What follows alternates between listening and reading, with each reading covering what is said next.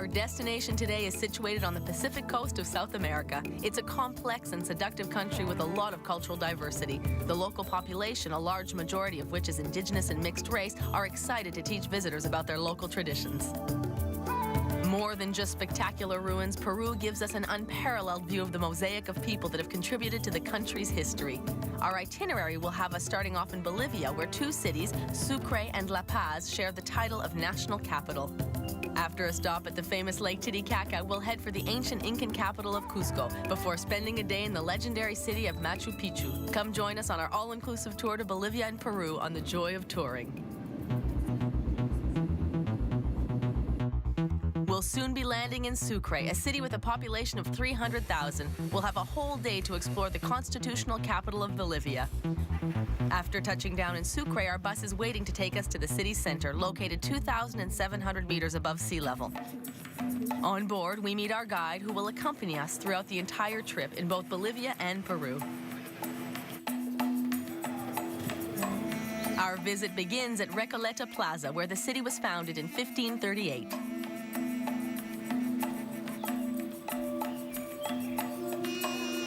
Situated at one of the city's highest points, the plaza is bordered by a church and Franciscan monastery, each of which is over 4 centuries old.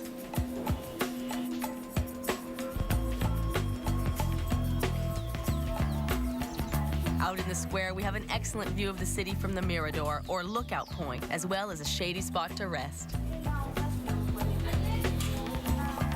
After walking through a small artisans market, we arrive at the Museum of Indigenous Art, where we can see weavers at work in the courtyard. The museum preserves and exhibits intricate textiles produced by local indigenous communities.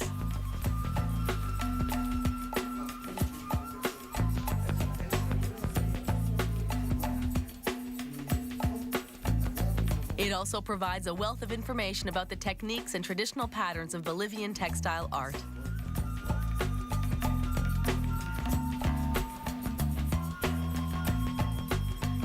Back to the city center, we head over to the main square. A statue of Grand Marshal Antonio Jose watches over the Plaza 25 de Mayo, 25th of May, named for the country's Independence Day.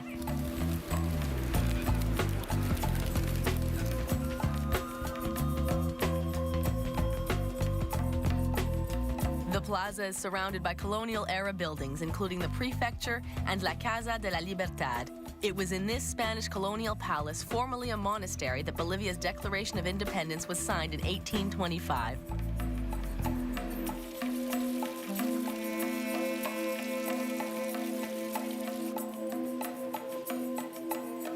The interior of the building has been preserved exactly as it was at that period. The museum has the precious Declaration of Independence on display and keeps archives of Bolivia's historical documents. A jaunt through Sucre's central market allows us to appreciate the colors and smells that are so familiar to the city's inhabitants.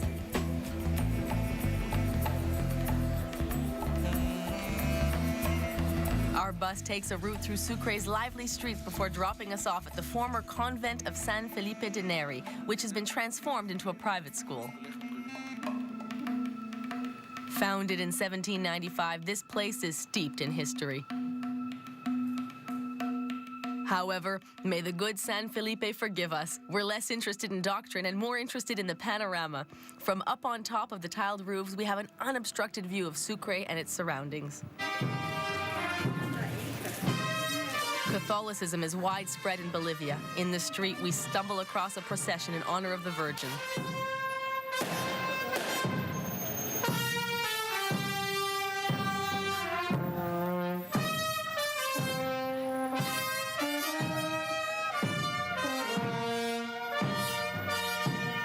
Heading out to Los Balcones for supper, we can hear the celebrations stretching into the night.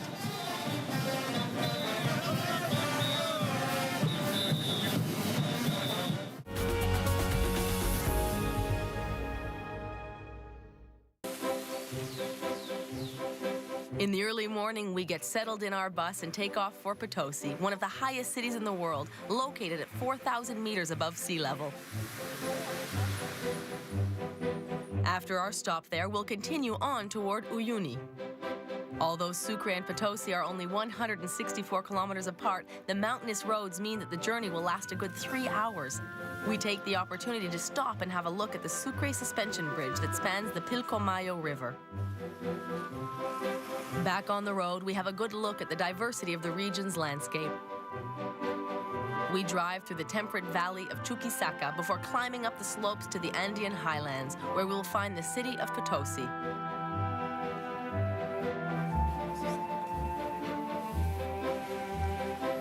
Upon arrival, we get out at the Casa de la Moneda, an impressive 18th century building. This is where the Spanish conquistadors minted their money, close to the mines that supplied them with silver. It was transformed into a prison and then a fortress, but today the Casa de la Moneda is a national monument and a museum dedicated to colonial-era art. And the building would be poorly named if it didn't also contain some examples of the coins that were made here, as well as some of the minting equipment from the 17th century. It is said that the amount of silver extracted from the Potosi mines could have built a bridge over the Atlantic Ocean.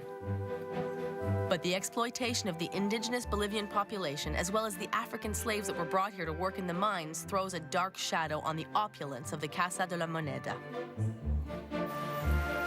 We head out into the Plaza 10 de Noviembre, the historical center of Potosi, with its own Statue of Liberty, a smaller version of the one in New York City.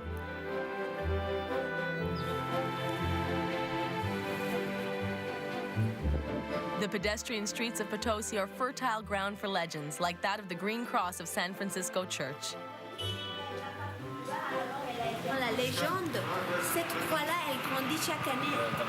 Alors quand la croix va arriver au bout, ça sera la fin du monde. People come regularly on pilgrimage to the cross, hoping that the final judgment is still a long way off. Further on, we see San Lorenzo Church with its plateresque facade. This style, typical of Spanish Renaissance architecture, is characterized by breathtakingly intricate relief carvings with visible Italian influence.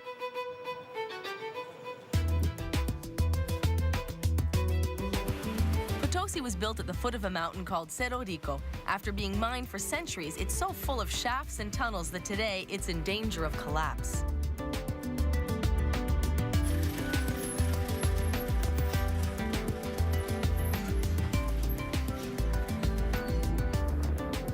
After lunch, we head for Uyuni over highways with a peculiar type of warning sign, llama crossings. We pass by a few of them, contentedly grazing on the fields. It was the Inca who domesticated them, and Bolivians are still reaping the benefits today. But llamas aren't the only interesting life forms on our route. The cacti also deserve a closer look.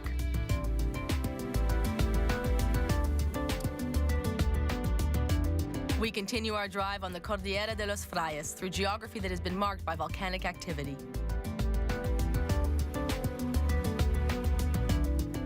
Despite the comfort of the bus, a full day of traveling is tiring. When we arrive in Uyuni, the driver drops us off directly at the hotel. This peaceful colonial-era building promises a relaxing night. Day breaks in Uyuni, and we get ready to get back on the road. The city of Pulucaya and the Salar Desert are our destinations for the day.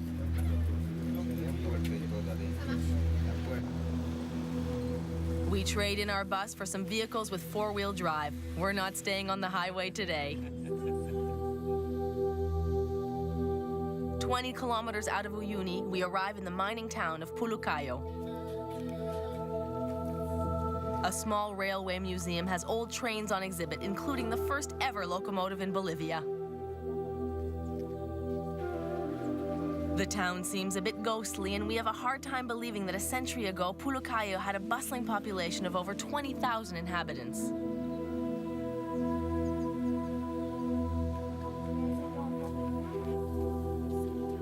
Part of the mine is still active today, and we meet some of the miners who work there.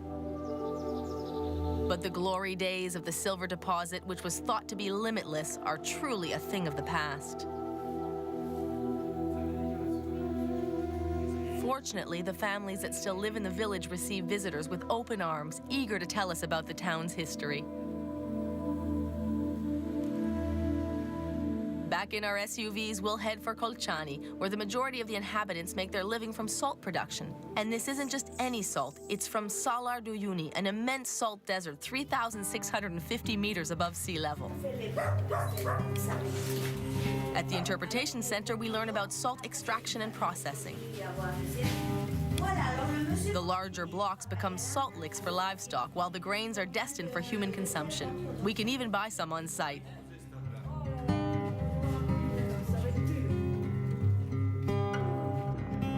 We head off in our vehicles to explore the Salar Salt Flats. The rainy season stretches from December to March. It's a good idea to go out with a guide to avoid getting stuck. The Salar Salt Desert occupies over 12,000 square kilometers between the sky and the mountains. It's an excellent spot for a hike with its captivating landscapes.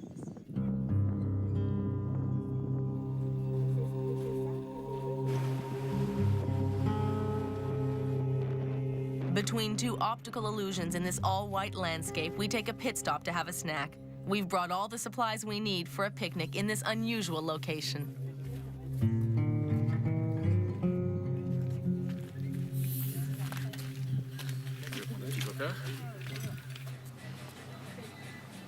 Fully refreshed, we spend a few last moments on the Salar de Uyuni. Before leaving, we stop at the Palacio de Sal, a hotel made entirely out of blocks of salt.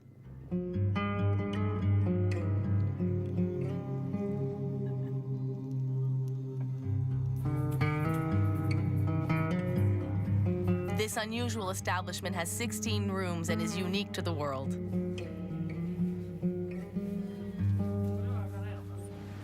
And we've reached the end of another full day in Bolivia.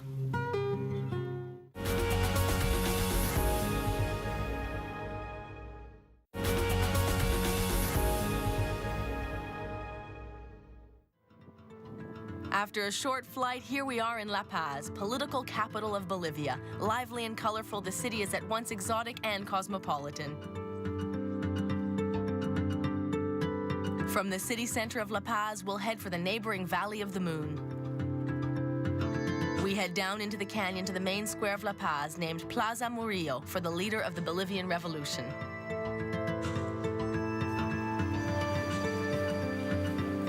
Around us are the city's old colonial-era buildings, including the Congress and the Legislative Palace, in front of which fly the flags of all the Bolivian provinces, as well as that of the region of the Andes.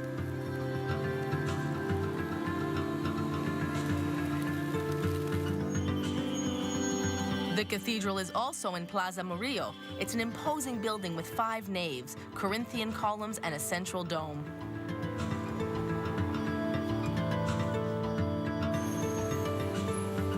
We go for a stroll through the commercial streets and squares of La Paz.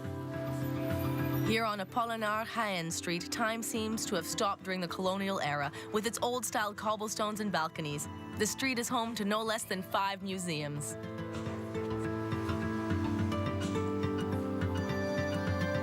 Through the city's thick traffic, we head for one of the city's several public markets. Here, local artisans sell their handicrafts right next to the fruit sellers. Further down the street, the Witches' Market astonishes us with its various concoctions, medicinal plants, traditional Andean remedies, and protective amulets of all sorts. If you want, you can even get yourself a souvenir dried llama fetus. According to Aymara tradition, burying one under the foundations of your house will guarantee the protection of Mother Earth. The more squeamish among us go on ahead to San Francisco Cathedral, located a few steps away from the Witches' Market. Built in 1745, the church is considered by many to be the most beautiful colonial building in La Paz.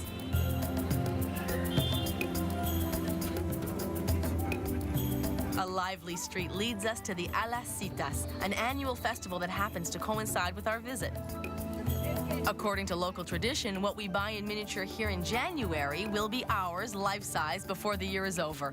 Who knows, maybe your miniature car or house will become the real thing.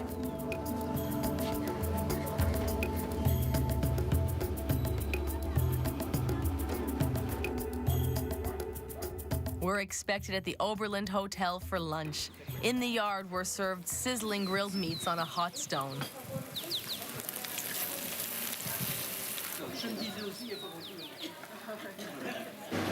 We start our afternoon with a dose of artistic flair. We're heading for the Sarabia family ceramics and jewelry shop. This is where Mario Sarabia makes his unique pieces and his wife adds the finishing touches.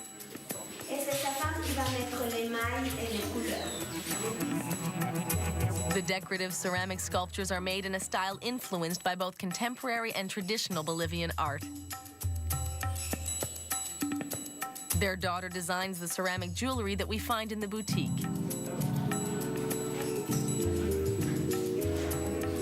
We do a little shopping and try on a few jewels.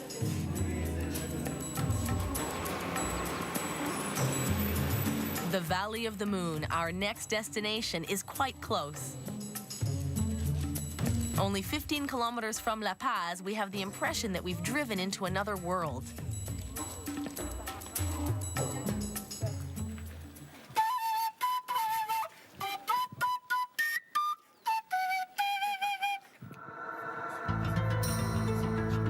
The Valley of the Moon is a series of pits and craters where erosion has worn the mountain away.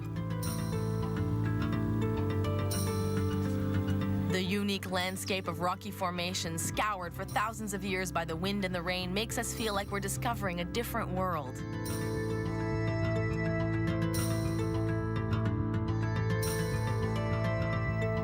As the Valley of the Moon is slightly lower than La Paz in altitude, we can breathe more easily here, which makes a short hike through this labyrinth of chasms less work for the lungs. The clay pillars change colors as the sun moves through the sky.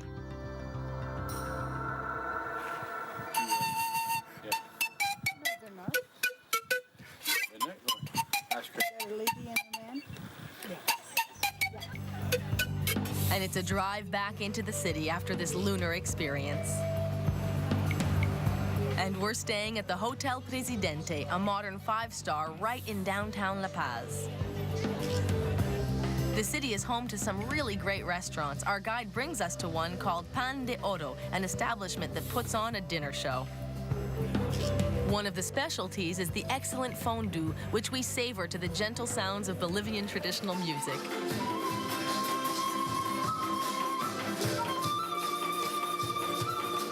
Traditional dances are a perfect end to our night out in La Paz.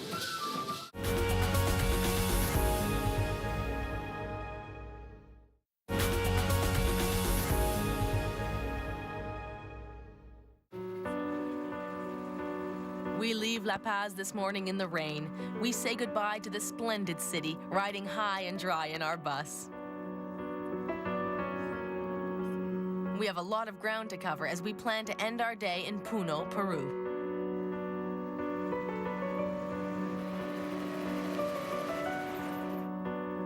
But first, we stop in Tiwanaku, a Bolivian village like any other, except that there's one major archaeological site of the Tiwanaku people. This is where Belgian cartoonist Hergé was inspired to write the Tintin story, Prisoners of the Sun. At its apex, Tiwanaku was considered to be the largest city in the pre-Incan world. The Tiwanaku people were masters of stone sculpture. Many of the buildings are still standing, alongside the monoliths in effigy of the Tiwanaku gods.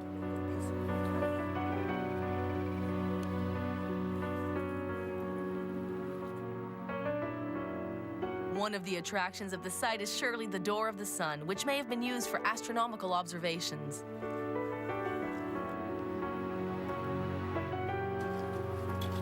The site's other main structure is the Temple of Kalasasaya. Nearby, archaeologists are still uncovering treasures of this civilization. Our guide shows us the intricate stonework used to build the temple, designed around a sunken courtyard.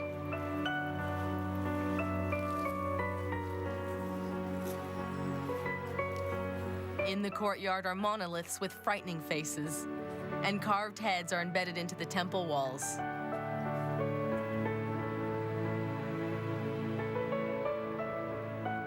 Surely, Tiwanaku has not yet revealed all of its secrets. While the civilization was later integrated into Incan culture, 2 museums on the site keep its memory alive.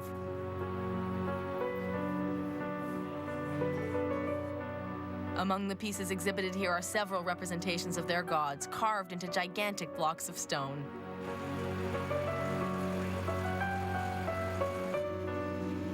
While we have come to love Bolivia, it's now time to head for Peru. At the border, we have to change buses. Our bags are transferred safely over the border, and we follow them on foot.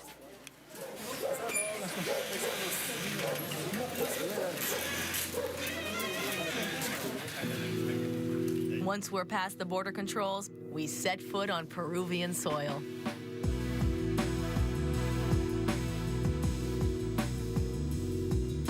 We'll be crossing the Altiplano by bus en route toward Puno. Altiplano means the high plains, and that's no exaggeration. We are over 3,000 meters above sea level.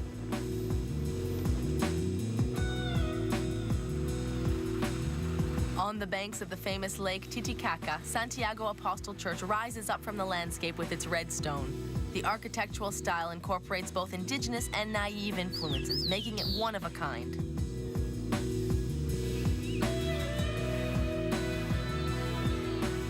Right next to it, we can see the abandoned ruins of Rosario Church. The massive Lake Titicaca sparkles before us. At 3,812 meters above sea level, it's the highest navigable lake in the world. Local communities farm trout in the lake. We stop to take in the blue water stretching out toward the horizon. We leave the trout and the sheep behind to reach Puno before nightfall. Puno is a very busy little city. It serves as a port city for Lake Titicaca and is also the last large Peruvian city before the Bolivian border. Now it's time to head for the hotel and turn in early because we're off to the Incan city of Cusco tomorrow morning.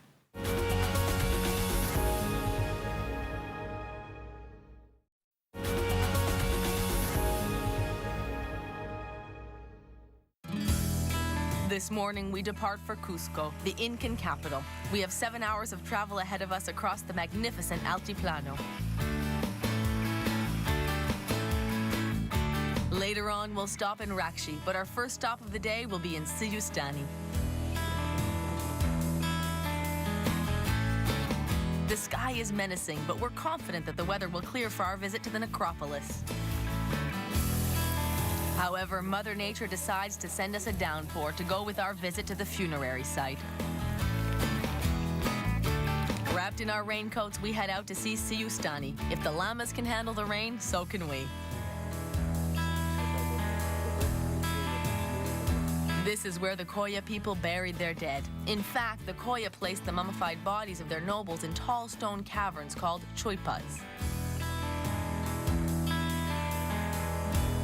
Shaped like towers, some of these choipas are up to 12 meters high. Some have been plundered and others left to ruin when the Inca conquered the Koya in the 15th century. The best preserved choipas are situated in Suyustani on this massive sanctuary plain.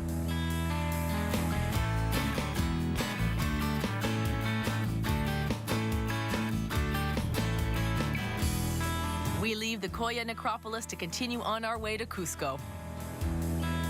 While the landscape that we pass on our way is stunning, we're eager to get to the famous Incan capital.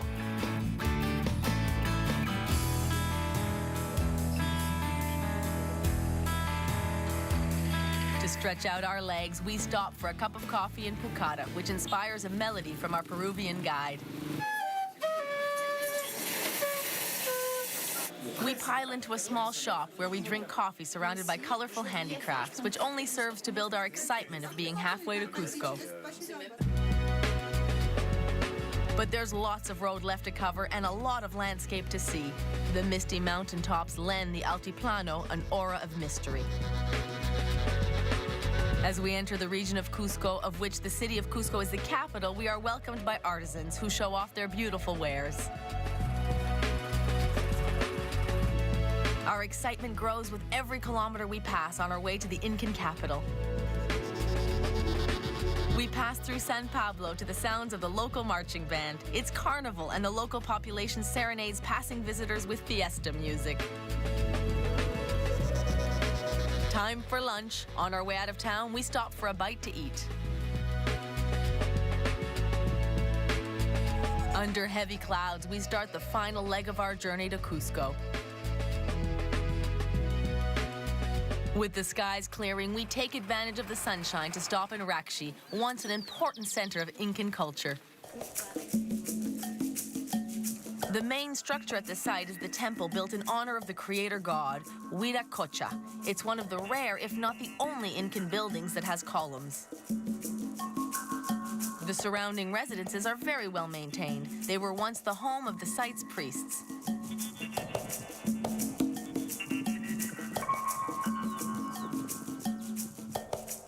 Rakshi was extremely important to the Incan Empire due to its vast food storage capacity.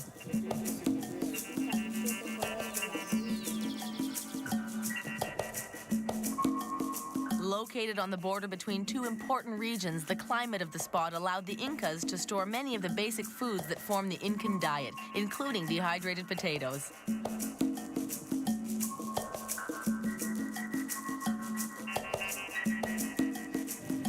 After our visit to Rakshi, we continue our marathon toward Cusco. Other interesting towns are still to come, including that of Andahualillas.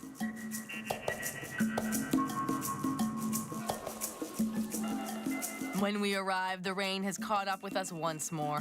But it doesn't matter. Our visit will take us inside the church, which has been called the Sistine Chapel of America because of its magnificent frescoes. Behind its modest facade, this 16th century church is weighted down with gold and richly ornamented figures. As we leave the church, we see a strange procession approaching. The locals are celebrating the Dia de Comadres, or Godmother's Day, a celebration that combines pagan and Catholic rituals.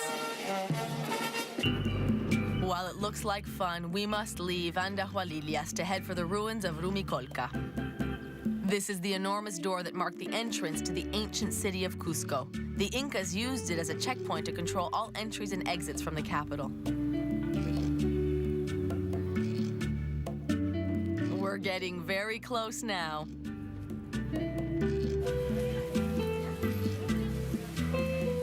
After a very full day, here we are at last in Cusco. As it is already evening, our visit will have to wait until tomorrow.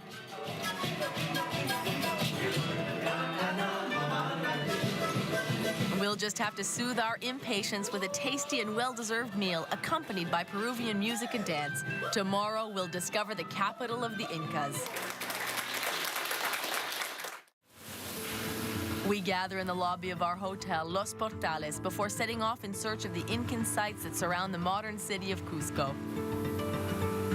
In Quechua, the word Cusco means navel of the world. Our visit will take us to Kenco and Tambomache before we explore Cusco itself. We start off our day in the ruins of Sacsayhuaman, a fortress where bloody conflict kept the carrion eating Falcons well fed. Saxa, ça veut dire rassasié. Et Huaman, ça veut dire faucon. J'ai dit que l'espagnol-là, j'étais pas content. Sacsayhuaman was the site of one of the last battles between the Spanish and the Incas for the conquest of Peru in 1536. The fortress is composed of 3 terraced walls. From the air, the structure looks like the head of a puma, a sacred animal for the Incas.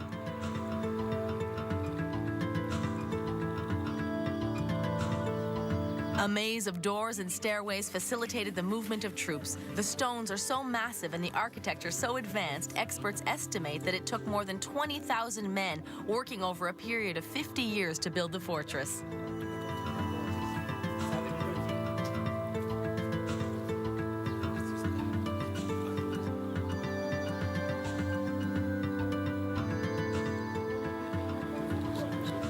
With Cusco at our feet, we continue our discovery of Incan culture, making our way up a steep track. Here we are at the religious complex of Kenco. Carved out of an enormous limestone, the sanctuary probably served as a site for ritual sacrifices to the Incan gods. The proof? These tunnels bring us to an interior chamber filled with altars carved directly into the stone walls. The sight sends a shiver up our spines. We ask our driver to bring us to a more cheerful place. This is how we end up at Puka Pucara, warmly welcomed by the local artisans. Called the Red Fortress, Puka Pucara was actually a military defense post. Today, there's not much left except for a series of terraces, foundations, and trenches.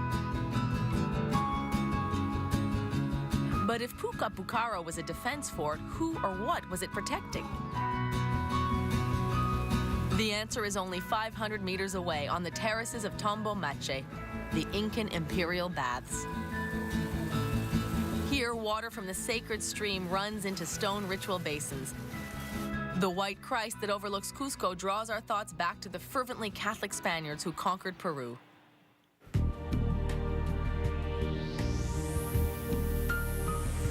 Which brings us to Santo Domingo Church, built in the 16th century.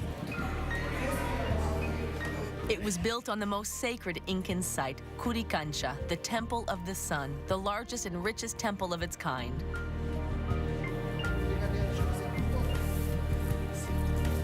As a ceremonial site and imperial tomb, this temple was the central point of the Incan Seques system, which aligned the most holy places in the empire.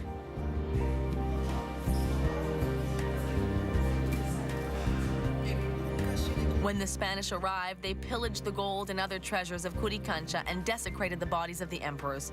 Not much remains except for the basalt foundations and a few surprises that archaeologists are still discovering to this day. We walked a short distance to Cusco's Plaza de Armas. Here we find the Baroque facade Church of the Compañía, one of the most beautiful churches in Peru. The fountain in the plaza is a tribute to the Inca, the first inhabitants of the area. All around the plaza, the colonnade, characteristic of colonial architecture, brings us to the cathedral that sits before the lively fountains of the city hall. This evening, we've been invited to a dinner show where the Andean group Apu Rami will give us a memorable evening. After a good night's sleep, we head out into the sun for another busy day. On the itinerary today, the sacred Valley of the Incas, those fertile fields surrounded by the high peaks of the Peruvian Andes. From this observation point, we can see how the mountains protect the valley fields below, making them perfect for agriculture. Our guide explains that this valley was the main source of food for all the Incas at this altitude. The ingenious terraces that they built into the steep slopes are still used by local farmers. The Sacred Valley is also the location of a great many important Incan sites, including Pisac, which stands above the Urubamba River.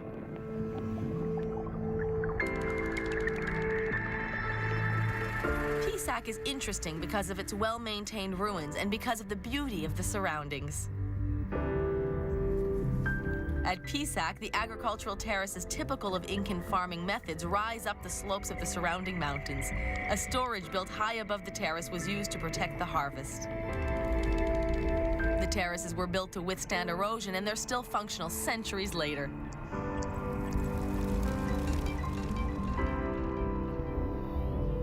The noble district is perched on top of the cliff. A bit lower down, an outpost built onto a spur overlooking the valley was used as a citadel, protecting the southern entrance of the Sacred Valley. There's so much more to see, but as it's already time for lunch, we'll head to a superb colonial building that has been converted into a charming restaurant. This is Andean comfort food at its best. We choose from a wide selection of local dishes. Here, we can relax and digest to the sound of pan flutes. We'll soon be heading for Ollantaytambo, our next destination. This is one of the only remaining examples of urban Incan architecture. We can clearly see the streets and houses, as well as space for kitchen gardens.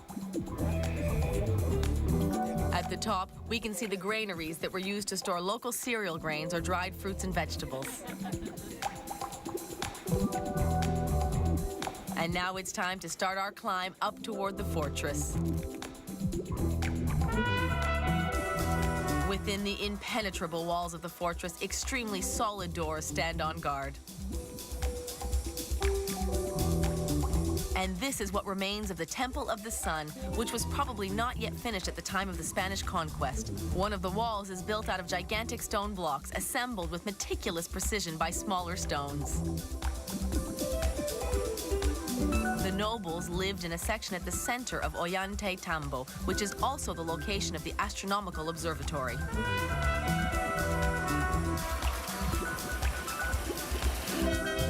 Here we are back on the bus, but we're not going far. Our driver drops us off at Hotel Incaipa, accommodations with a distinctly rustic feel.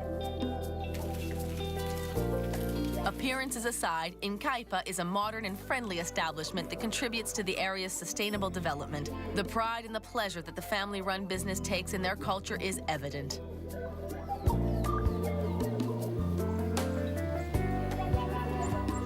The hotel is situated in a magnificent series of gardens sprinkled with small pavilions where our rooms are located.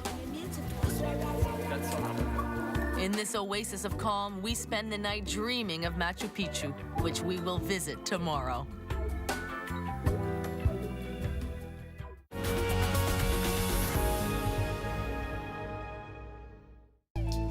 It's still dark in the sacred valley of the Incas, but we're already up and rolling toward the Ollantaytambo train station. From there, a train will bring us to Machu Picchu, where we'll spend the day before continuing on to Lima. We arrive at the station at the same time as our train. Soon, we're on our way toward Aguascalientes.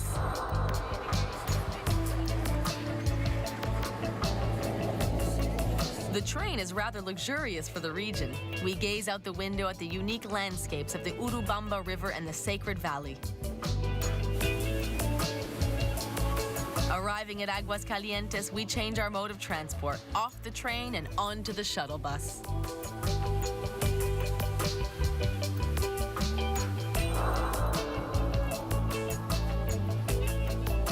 At the edge of the Amazon rainforest, on the eastern slopes of the Andes, here we are at Machu Picchu.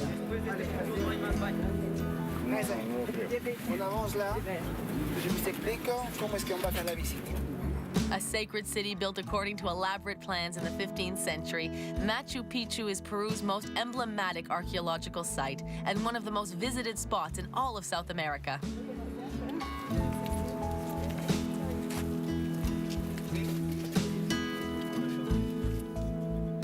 First, we'll visit the agricultural sector to see the farmers' houses and the storehouses built right on the side of the mountain.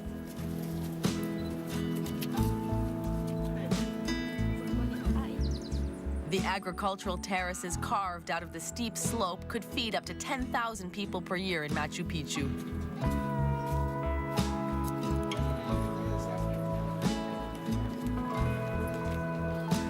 Below us is the urban area, which contains over 100 residential and sacred buildings divided into districts. It's no surprise that Machu Picchu is considered one of the new 7 wonders of the world. A long wall with heavily fortified doors separates the 2 sectors of this breathtakingly steep site, which occupies an area of 32,500 hectares, or about 4 times the size of New York's Manhattan Island. Machu Picchu also includes an imperial residence, an extremely advanced water supply system, as well as a solar calendar carved out of stone, which could precisely determine the changes in season. Forgotten for centuries and then rediscovered in 1911, the mysterious city of Machu Picchu is the most advanced example of Incan architecture. The 21st century is catching up to us, and we must take the train back to Aguascalientes. Tomorrow, we'll delve into the sights of Lima, the capital of Peru. But first, we have to get there. A quick flight saves us a day and a half on the bus. Almost 1/3 of Peruvians live in the capital and surrounding areas, situated on the shores of the Pacific Ocean. Our first stop will be Lima's lively historical center.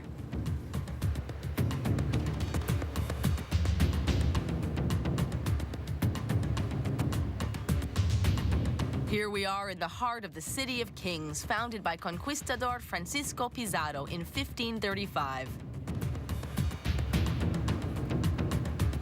The majestic Hotel Bolivar stands on one side of Plaza San Martin, built in honor of José de San Martin, liberator of Peru.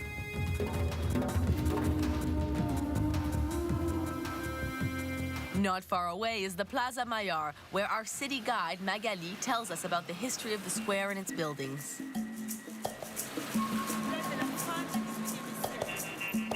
Standing on this former military parade ground are the Club of the Union and the headquarters of Caretas News magazine, as well as Lima's City Hall. A magnificent fountain built in 1650 sits in the center in front of Peru's government palace.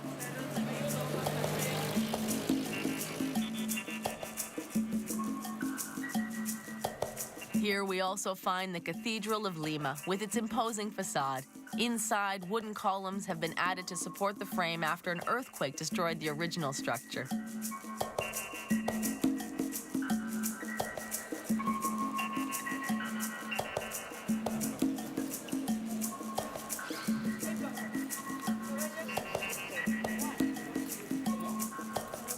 Under the warm sun of the Pacific Coast, we stroll over to the bright yellow Church of San Francisco.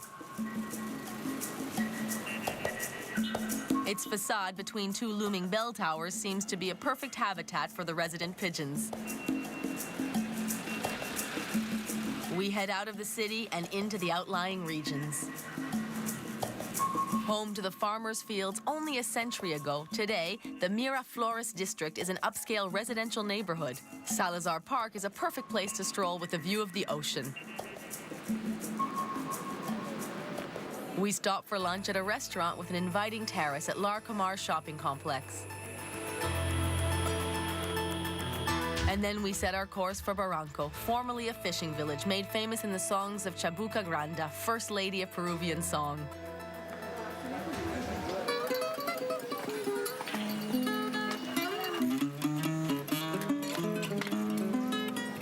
The Bridge of Sighs is a romantic landmark in this fashionable bohemian district with a dynamic nightlife.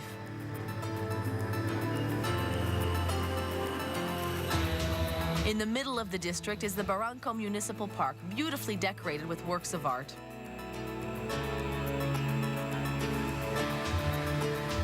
The colorful municipal library stands proudly on one side.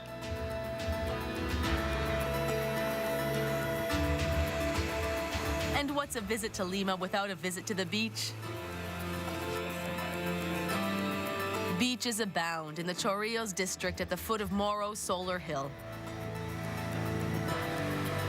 At the height of its popularity in the early 1900s, people would come to this seaside resort from all over South America. It's already time to head back to Lima for one last visit. One of the earliest examples of Spanish rule are the Lima city walls, built to protect the City of Kings from pirates in the 17th century. While they are now partially demolished, some parts of the walls are still standing, including a recently restored section close to the government palace. Few countries have as much geographical and cultural diversity as Peru. With the Andes, the Amazon rainforest, and the rich indigenous culture, the country has something for everyone to enjoy. Peru's cultural heritage is a delight to visitors, piquing our imaginations about the Incan gods and emperors and the conquistadors' search for El Dorado. It's up to you to continue your adventure with us on the joy of touring.